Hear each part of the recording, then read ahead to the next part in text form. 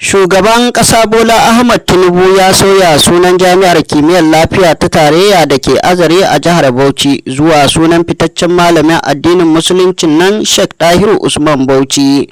Shugaban ƙasar ya bayyana hakan ne a ranar Asabar yayin ziyarar ta'aziyya da ya kai wa iyalan malamin a Bauchi. Shugaba Tinubu ya bayyana rasuwar Sheikh Dahiru Bauchi a matsayin babban rashi ga ƙasa baki ɗaya, inda ya ce rayuwarsa ta kasance cikin tawali'u, hidima da sadaukarwa.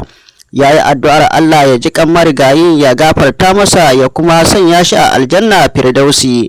Haka kuma ya yi addu'ar Allah ya baiwa iyalan malamin, gwamnatin jihar Bauchi da al'ummar jihar haƙurin jure wannan rashi.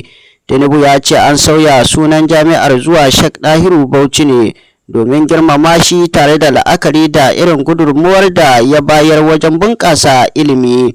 Shugaban ƙasar ya kuma yi kira ga 'yan Najeriya da su ci gaba da yin addu'o'i domin samun zaman lafiya da haɗin kai a ƙasar. Da yake magana a madadin iyalan marigayi, babban ɗansa Sheikh Ibrahim Sheikh Dahiru Usman Bauchi ya gode wa shugaban ƙasa bisa ziyarar ta'aziyyar.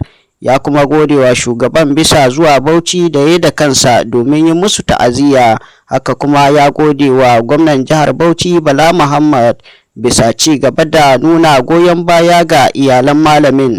A nasa jawabi, gwamna Bala Muhammad ya gode wa shugaba Tinubu bisa girmama iyalan marigayi da kuma jihar Bauchi gaba ɗaya.